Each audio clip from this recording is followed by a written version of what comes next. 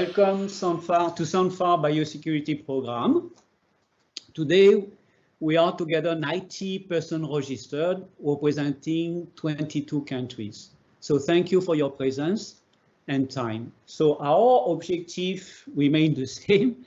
So is to bring you biosecurity closer and alive to your operation. So therefore biosecurity reinforced and hopefully securing your business continuity.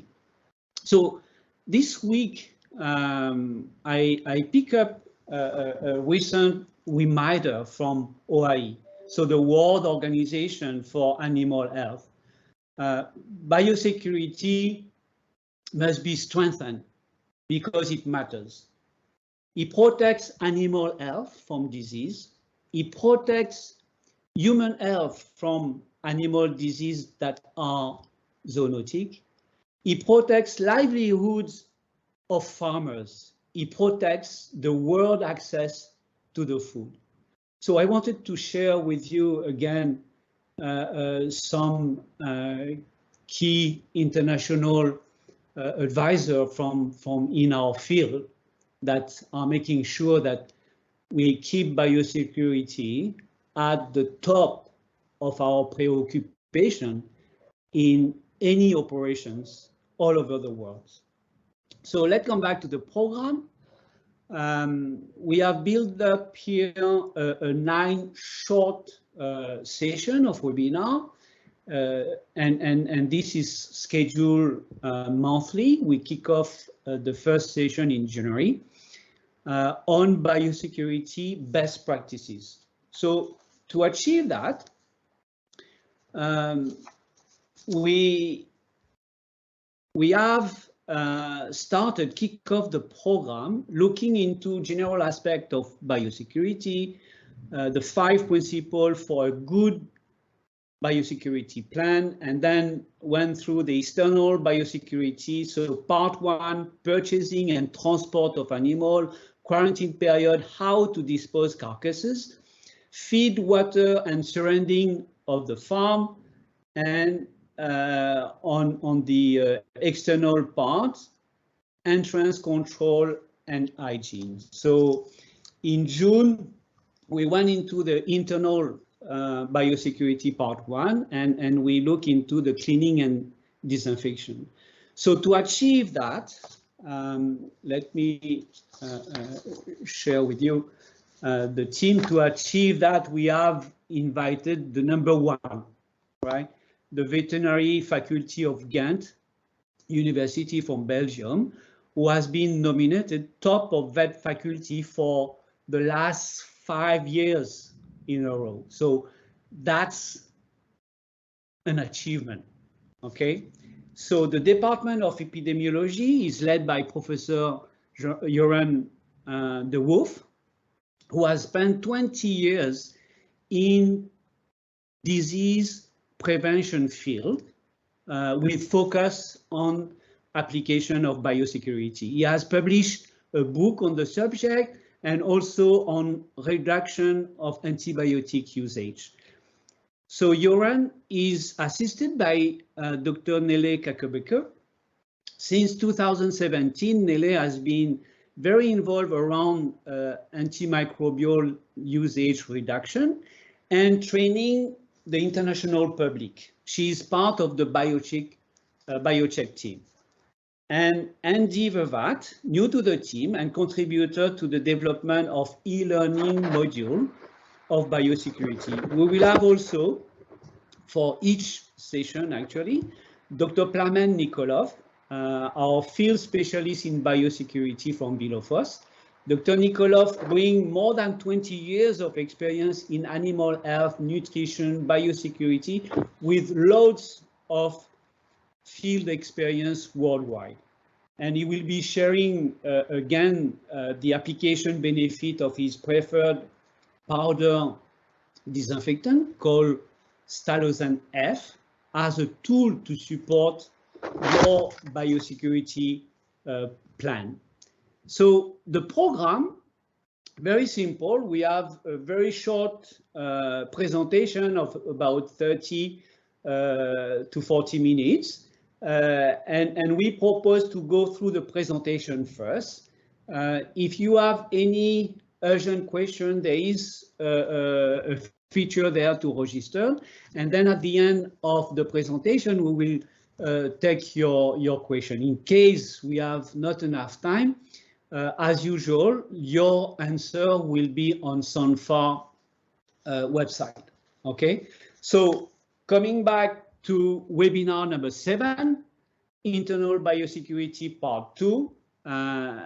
Dr. Vervaet will deal with disease management and stocking density. So how to reduce the risk of disease spreading in the farm. So Andy, the floor is yours. Thank you for the amazing introduction, Harry. So I'm happy to be here back again, presenting on behalf of BioCheck Ghent in this collaborative webinar series between BioCheck, Stolozon, and of course, Sanphar. In today's presentation, we'll be continuing our talk about internal biosecurity. And today on the agenda is disease management, stocking density, and how biosecurity plays a role in this. So we'll kick off with disease management, and I've tried to break this down to 3 general principles in how you can improve your biosecurity within disease management. So these are the isolation of sick animals to prevent any further disease spread. It's the disease registration and health evaluation of your livestock production site. And thirdly, it's through the improvement of your herd or flock's immunity status through a great startup or vaccination scheme. As always, in anything biosecurity related, it's important to have well-written protocols and apply them consistently to maximize your results. So to start off with the isolation of sick animals, you should separate your sick animals as soon as possible, so as soon as you spot any, and we recommend to check at least daily or twice a day for any clinical signs of disease.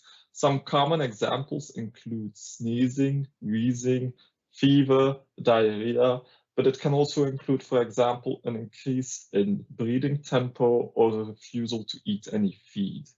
You should put these sick animals in a separate area, which is called a sick bay or hospital pen, to prevent any further direct or indirect contact. As I've said earlier in another webinar, it's also important that you remove carcasses as soon as possible, because we know that the bodies of dead animals are a source of infectious disease. And then lastly, there's also something I would like to talk about called stay-behinds. So stay-behinds are those animals that are lagging a bit behind in weight gain compared to animals of a similar age. This can be due to an infection that is currently happening or an infection that happened in the past, but it can also be an underlying condition that's actually non-infectious in nature. But that's not that important. The most important thing to know is that stay-behinds are more susceptible to disease, and so they're likely to become disease spreaders in the future if they aren't already. Furthermore, stay-behinds will always have disappointing production results compared to other animals. So in this case, we often recommend to actually euthanize or kill these animals as soon as possible instead of keeping them and hoping for the best. So some general rules about the hospital pen or sick bay is that it's very similar actually to a quarantine, in the sense that it's also a completely separate area, preferably with its own ventilation system and its own manure pit. You should also have specific clothing, footwear, and other materials that are exclusively used in the sick bay to prevent the spread of disease through these items from the sick bay to any other areas. You should also wash your hands before entering and after leaving the hospital pen to prevent disease spread, but also to protect yourself. The sick bay should be cleaned and disinfected so that you don't have any carryover of disease from the previous hospitalized patient to the next. and it should always be visited last. There's also another rule of thumb which we'd like to call is that disease is actually a one-way ticket to the sickbay. You should never put your diseased animals back after they've been in the sickbay to the healthy herd, because what sometimes might happen is that you think that an animal has been healed, but it's actually still a subclinical carrier of disease. So it's an animal that's still shedding the disease, but it's not exhibiting any of the clinical signs, but it can still infect your healthy animals. Then we also have something called the chronically infected animals. This is when an animal has been infected with a disease for which there is no real cure. A common example of this is paratuberculosis, or the disease of Jones in cattle. Theoretically, it can be cured with antibiotics, but in reality, those antibiotics can only exclusively be used for humans. So it can't actually be cured in cattle. However, animals, so dairy cattle with the disease of Jones will have suboptimal results. So they will produce less milk, and they will stay a continuous source of infection for the other cows on the farm. So also in this case, we heavily recommend to cull or euthanize any animals that have been chronically infected instead of keeping them and hoping for a little bit more profit, because in reality, they will be more likely to be a detriment to your production results. That brings us to the second point of disease management, which is actually the registration of disease or health data. So what is this register of animal health data? It's a written document, which can be a physical book or a digital file, in which you keep information on the animal health data. And some questions that can help you guide you which information it should contain are, for example, what animals are currently sick, are receiving treatment, and what kind of treatment are they receiving? Or what animals are sick on a regular basis? In which age category am I noticing the most disease? And what this register does, it's actually a tool for future decision making. So let's say, for example, you notice within your dairy cattle farm that a lot of cows have issues with claw disease. But then you see in your animal health data register that the cows have been treated the previous week with a disinfectant foot bath. Maybe you should look into what disinfection product you used. Did you use it incorrectly, or was the concentration insufficient? Should you look for a different treatment tool? This is really where the strength of information comes into play. It also makes sure that you know the immune status of all the animals on your farm at all times, so you know which animals still need to be vaccinated or which are more susceptible to disease. Which also comes into play is the health evaluation. So we recommend to evaluate the disease status of the whole farm on a regular basis. I think once a year is a good minimum guideline for this. And this can be done through all kinds of samples, such as fecal samples, milk samples, blood samples, but also just asking the findings of the slaughterhouse of which are the type of lesions that you often see when my animals get slaughtered. And what this does is give you information on any of the diseases that may have occurred on your farm that didn't have any clinical signs, but did negatively impact your production results. And when you record this in your health register, you can adjust your measures accordingly to also try and combat to improving your biosecurity these subclinical diseases. And then thirdly, within our disease management scheme, we have the third principle, which is the improvement of immunity. And one way to do that is to have a good startup of a new production cycle. Because as we say, well begun is half done. There's a lot of differences between the different animal species. So I've just listed a few examples. So for examples, when the sows are going to give birth, a few days before they're moved to the gestation crate, it's best to wash the sows to improve hygiene. and also not to perform any cross fostering. So what is this? This is when piglets are moved between litters to ensure they have enough teats, but you should keep this at a minimum because we also know that this is how diseases are spread between litters. In the poultry sector, for example, it's important that the one-day-old chicks are kept at a high temperature of about 35 degrees Celsius, because we know that this increases survivability, and also to ensure that the drinking lines have been cleaned, because this is a well-known way that diseases are sometimes carried over between a previous batch of broilers to the current one. And then in cattle husbandry, of course, we have the individual housing for newborn calves. So there are these special hutches or igloos that have been specially developed for calves, and it's a way to ensure that they have a clean, hygienic house, so that they're sure to be housed in a clean situation during those first months of their life. And then there's, of course, also colostrum management. We know that colostrum is very important in a developing calf's immunity system. And as a general rule, we say a calf needs to drink at least 6 liters in the first 6 hours of its life. And then another very important way, of course, to improve the immunity status of your farm is through vaccinations, because we do know that a well-founded protocol will increase the herd immunity on your farm.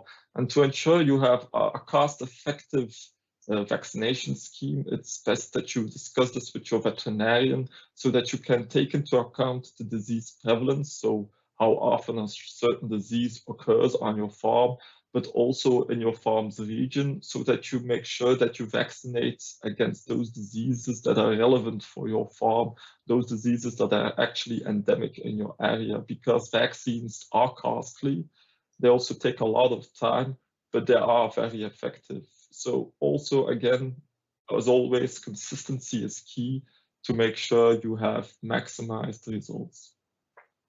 Then to go on a bit of a tangent with the medicines and vaccinations over here, is that we also know that there's a risk of iatrogenic spread. So what is this?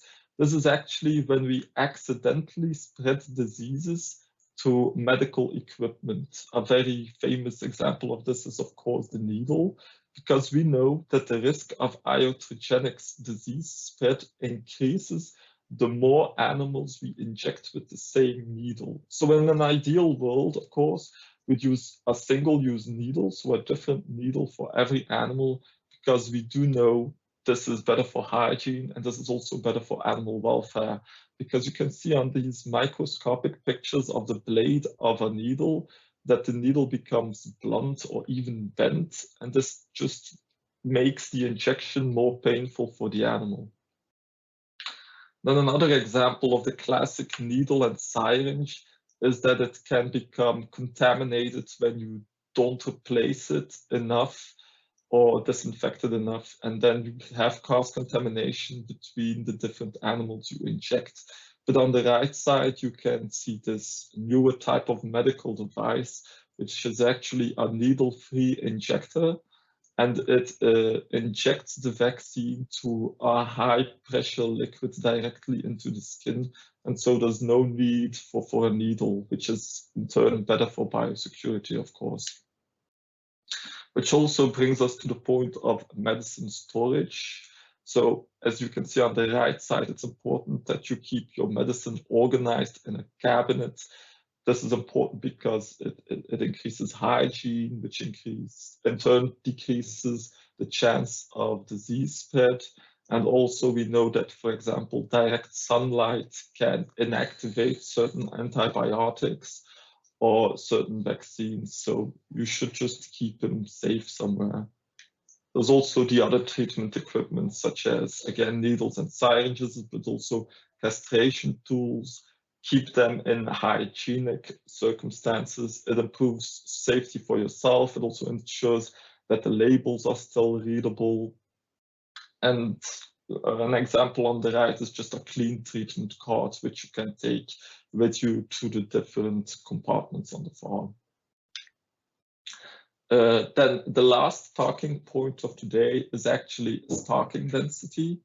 So we know that an increase in stocking density will in turn lead to an increase in stress, and animals that are under stress will have a weaker immunity system and are likely to shed more microorganisms, which will in turn lead to an increase in infection pressure. So you create this perfect recipe for a disease outbreak, which you absolutely don't want to have.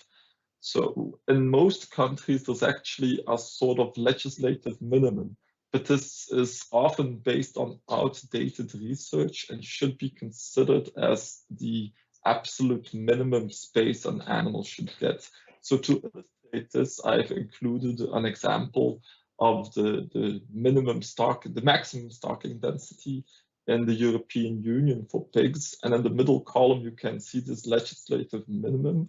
But in a study actually led by Professor de Wolf, we've seen that the optimal area, so to have an optimal biosecurity and an optimal daily growth, this area is actually a lot bigger compared to these legislative minima. And then I've already said this shortly, but as you can see, lower stocking density will also have a positive effect on daily growth. And to illustrate this, there was this study in broiler houses. And as you can see in the blue bar graphs is actually the broilers in their 6th week of production.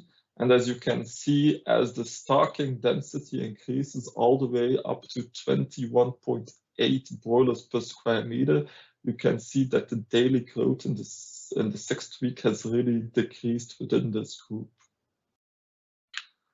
That already brings me to my take-home message. So this is what I hope you take away from my presentation, is that in order to maximize biosecurity within disease management, you should, 1, detect and isolate your sick animals as soon as possible. You should keep a health register with all the information on your animals so that this in turn can lead to a strategic vaccination program. Please take care of your medicine to ensure that they remain efficient and don't become ways to spread diseases in themselves. And lastly, a lower stocking density will result in an improved animal health and welfare. I thank you very much. This was the end of my presentation. I hope you enjoyed it. So I will not add too much to the takeaway. So my notes is saying regular health monitoring is a key point, and taking care of medicine to ensure good immunity from storage of the product, vaccine, and protection. So and of course avoid crowded operations. Okay, so thank you, Andy, for your topic here, for your reminder. So let's now go to Plamen, and he will share with us how Stalosan F contribute to the topic. Yeah, hello. Thank you, Harry, and welcome everybody on this webinar.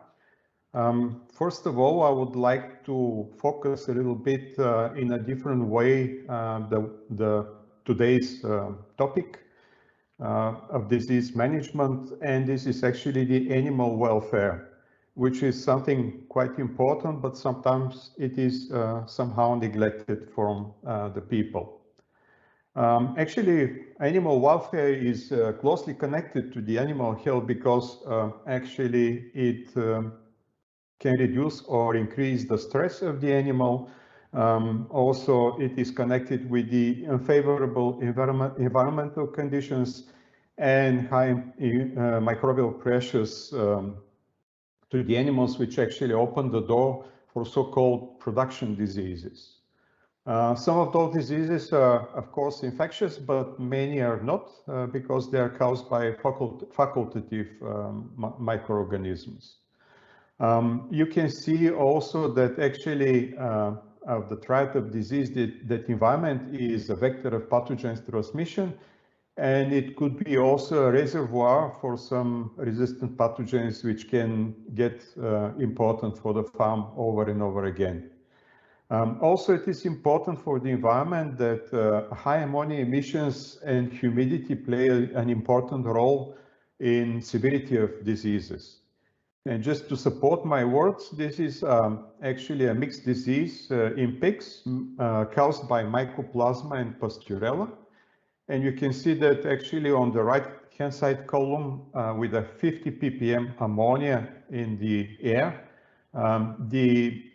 actually the signs of disease, the coughing and the clinical signs of respiratory disease is about 7.5%. And on the other hand, on the left-hand side, you can see that when the ammonia is in a very low level, like 5 ppm, about 3.5% of the animals will show signs of respiratory diseases, which is actually very important for that. Here we have also the ammonia influence on body weight and feed conversion on broiler chicken. You can see that high ammonia content leads to the lower daily growth or daily weight. And actually on the other side, the high ammonia emissions lead to a higher feed conversion ratio. And this is simply because ammonia is also a neurotoxin, which blocks the appetite of the animal, so they don't feed enough and they don't, of course, following the production result required by the farmers. What is important for ammonia, that actually it also plays an important role in animal defense against bacteria. It also, as you know, actually on the top of the skin, there is a natural barrier called sebum, which have an acidic reaction or low pH. And actually it also plays a role to keep the turgor of the cells in a good health, means the water content is high and the skin is very vital. On the other side, actually, using ammonia, bacteria can penetrate the skin if this layer is absent. And actually, ammonia and moisture break down the natural skin barrier and become infective to the animals. Also, it plays a negative role on the skin health status. Water is lost, so it becomes very fragile and dry. And actually, the skin cells shrink, and actually it allows pathogen bacteria to enter the body of the animal. With this regard, actually, we can offer a very good solution with Stalosan F, because actually it is an acidic product. And you can see on the formula here that actually when Stalosan is applied in presence of ammonia, it binds chemically the ammonia and creates the ammonium sulfate, which is solid, and it doesn't actually harm the animals anymore. Actually, it is on the picture you can see on the left-hand side just water and Stalosan F, and the right-hand side you can see the same vial but with some ammonia added. So also the binding capacity of Stalosan is increasing in presence of ammonia. What is important that nowadays you can find hundreds of products available on the market based on limestone.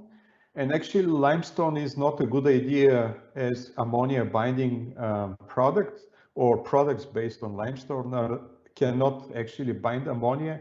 And this is simply because limestone is an inert product, and it has also a high pH or alkaline pH.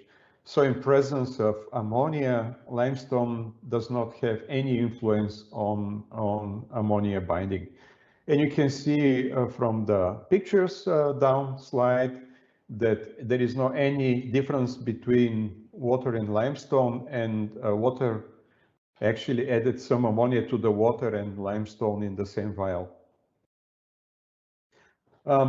What is the other proof of the superiority of Stalosan used as litter amendment product is that actually when Stalosan is used in a glass with 1% of ammonia and 200 milliliters of water, the ammonia content you can see is less than 5 ppm. On the other side, when the same amount of ammonia is added to the glass with water and 1% ammonia and limestone product, ammonia is really in a very high content, means that this is also a physical proof that limestone product cannot bind ammonia at all. Here there are some also comparison between different products for binding water and ammonia. On the left-hand side, you can see that if only water is used, limestone-based product bind about 50% of the water, calcium sulfate 150%, and calcium sulfate together with some metal salt increase the binding capacity of the product to 210%. Stalosan F itself binds around 100% of its weight in water. On the right-hand side, actually, you can see the binding capacity of water with ammonia added, which is actually important because normally in the farm, you can see not only a water, but it is also water mixed with ammonia. So in this case, limestone product does not have any change in binding capacity. Calcium sulfate increased just a bit the binding capacity of water, and calcium sulfate plus metal salts increase also a bit the ability to bind water.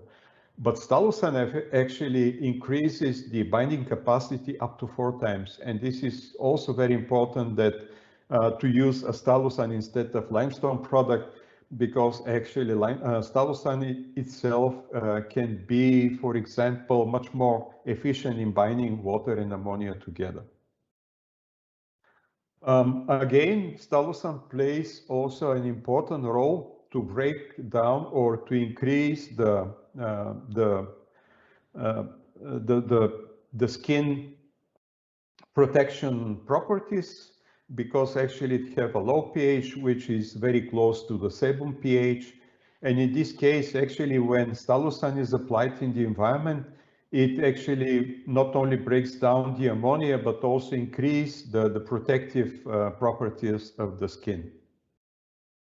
So this is actually my today's presentation. It was very short and very focused on ammonia binding and the animal welfare issues.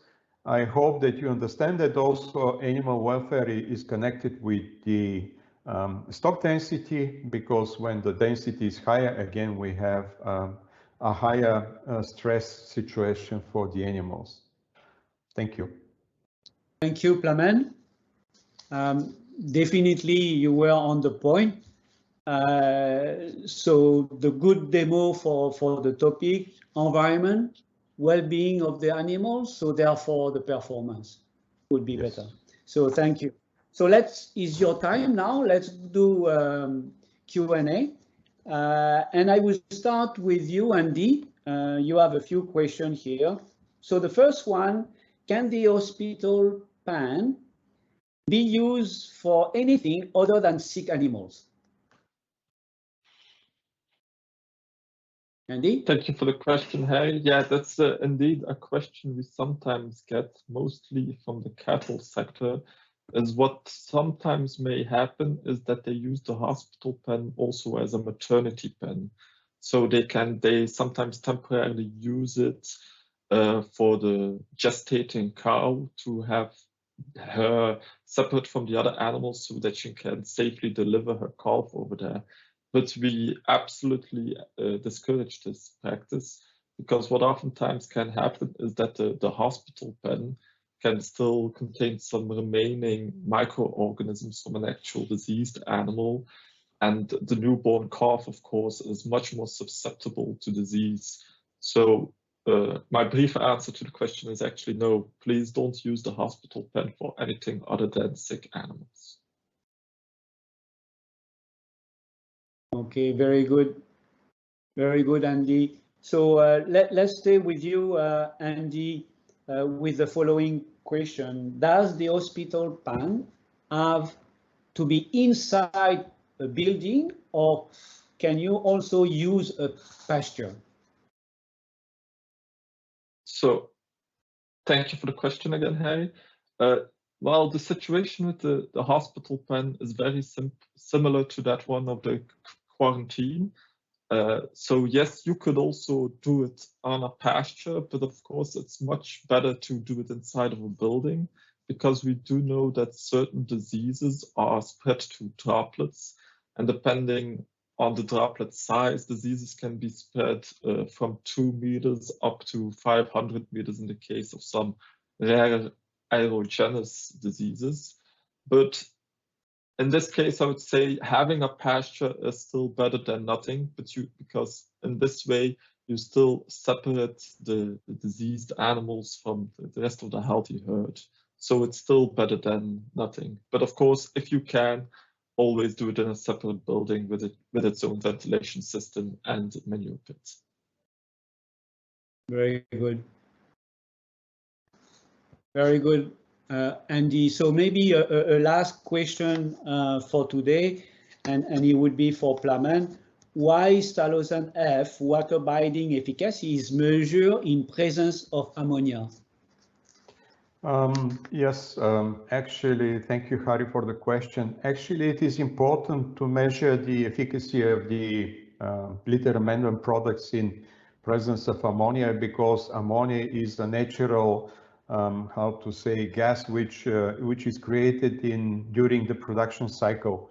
It is just not possible to keep ammonia down to zero when animals are there, because of the nature of the animal's behavior, eating and actually excreting, etc. So actually the ammonia is a kind of all the time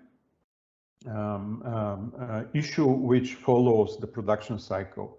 So if you measure the binding capacity of products without ammonia, it kind of creates some kind of lab situation where it is strictly isolated and focus only on one issue, where in real life we have both water and ammonia. So that's why it is better to measure always the product in presence and in water and ammonia together. Thank you. Thank you, Plamen. So that was all for the program today. So thank you again for your time, and we see you next month. So our rendezvous next month is with Professor Joran de Wolf, our master, and he will be looking into the internal biosecurity part 3. So compartmentalization and working lines. So 2 important points that he will clarify. In which order do you visit the animals on the farm, and how to keep disease within a certain animal group. So thank you, and see you next month. Bye for now.